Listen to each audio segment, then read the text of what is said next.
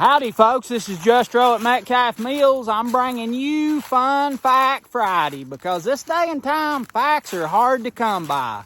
I got a good one for you today. It's right over there. It's something I noticed this year and it's real interesting to me. And it is a fact. Hope you enjoy it. So I'm out here in the bottom where I grow this cane, and right here, this right here is what a cane patch looks like after Metcalf Mills and Permapastures Farm has had a hold of it. And our neighbors, John and Danielle. That's what it looks like when we come through there. It's cleaned. What I want to tell you about is this cane patch I planted with a planter in rows. I planted it all in rows, and this cane over here down this middle section, that was just a result of last year. I don't know if you remember, my dad was sick last summer and last fall up until we lost him, and I didn't get my sorghum I didn't get them to do it. I just had too much going on. I couldn't take care of it. Aphids got in it, so on and so on. But anyway, I wound up bush hogging all my sorghum down, and there was a lot of cane come up from that I'd bush hogged down last year. And it was up about waist high, and I was thinking about bush hogging this field, what needed it, and I thought, man, that looks pretty good. I might just let that grow and see what it does.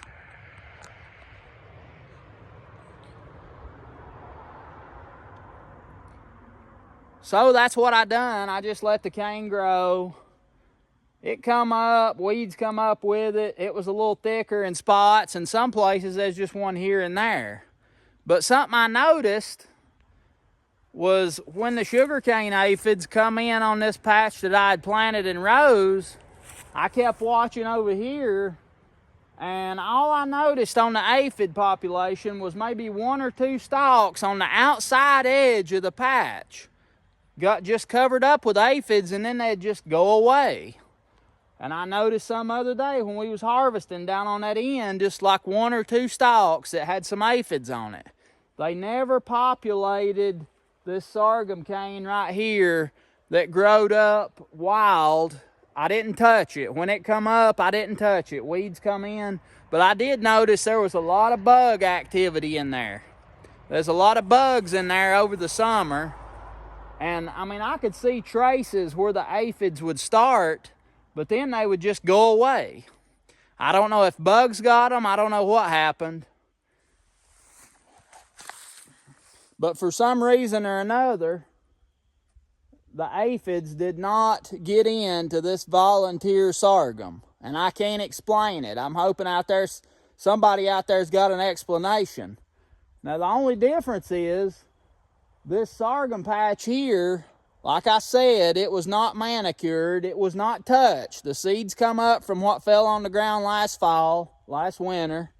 I bush hogged it all. Seeds come up from that, and I didn't touch them at all. They just pretty much was growing wild. There's some weeds come in with them, and I don't know.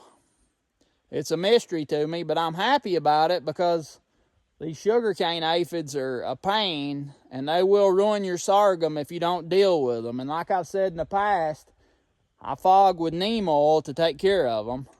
I have experimented with some other different things, but I'm trying real hard to stick to nothing but natural remedies for this. And this is real encouraging to see this. So if I can next year, I'm looking forward to doing some further experimenting with this and hopefully get to the bottom of why that happened and why the aphids was not on this particular section of cane when they was just, right here 40, 50 feet away, they was populating this cultivated cane patch. So if anybody out there has got any better explanation, I'd sure love to hear it.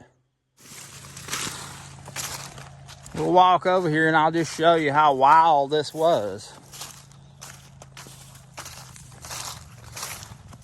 So we cut some out right here. But you can see in places it was just real super thick, and it's lodged where it was thick because it was not strong enough to withstand the wind. But then you can see the stalks that was kind of by themselves, they're standing tall.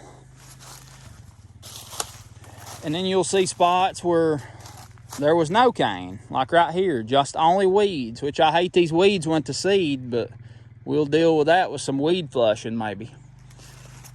But you can see down through there how sparse it is. Just cane here and there.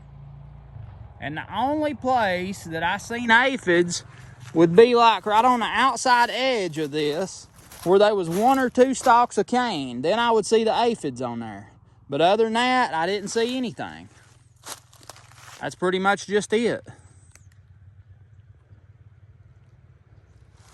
Oh, look who we got going here now. Good, brother.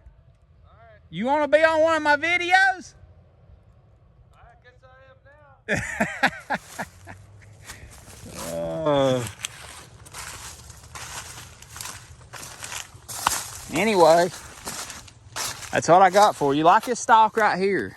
Right out here on the edge of the patch. I'd look under there. There'd be some aphids. They're not on this one, but they're on a couple there was. And I'd keep watching them and look for them to spread in the patch, and they never did. I just left them alone and they died out. But I have no explanation for it. I hope somebody out there does. We didn't cut all this that I stripped the other night, and I checked it, and I can't tell nothing's wrong with the flavor, so I'm gonna cut some more to go with that other that we cut day before yesterday. Make sure we got 100 gallons of juice. I hope y'all enjoyed today's Fun Fact Friday. If there's anybody out there got any answers for me, let me know by all means, or just thoughts and suggestions. I'd like to try to figure this out. It could potentially mean something good to a lot of people. I mean, a lot of times people want to do things one way and that's it, and that's plant it, grow it, spray it with a chemical and be done with it. And that's fine. I understand you got to do that to make, a lot of times to make it, but I'm trying my best to figure out how to stay away from that if at all possible, and I'm really excited about this. If there was a way to grow cane, I mean, when you think about it, this cane ain't nothing but a big grass. That's pretty much what it is. It's like Johnson grass, kinda. Sugarcane aphid can overwinter on Johnson grass, if that tells you anything. So this is like a big grass. If you could just maybe plant this stuff in the fall or winter or real early spring, and that's something else. This cane come up, like when you're planting cane, you're all worried about it coming up and the frost getting it, but this stuff come up volunteer exactly when it wanted to, and the frost didn't get it. So I'm gonna do some thinking over the winter, try to come up with a bit of a plan, and do some, maybe an experimental patch of sorghum cane next year along with my regular patch that I grow. I got a good spot picked out for it. I'm excited. It's down by the creek. It's sandy and loamy. It grows some beautiful cane, and it makes a real light golden colored syrup. It's delicious and it's beautiful. So I'm excited about it. Folks, hit that like button if you will. Subscribe if you ain't already. Tell your friends about Justro at Metcalf Mills. Try to spend just a little bit of time this weekend watching Metcalf Mills videos. Hopefully I have some new videos out for you to watch. There's been a lot going on. Bear with me. Look forward to seeing y'all next time.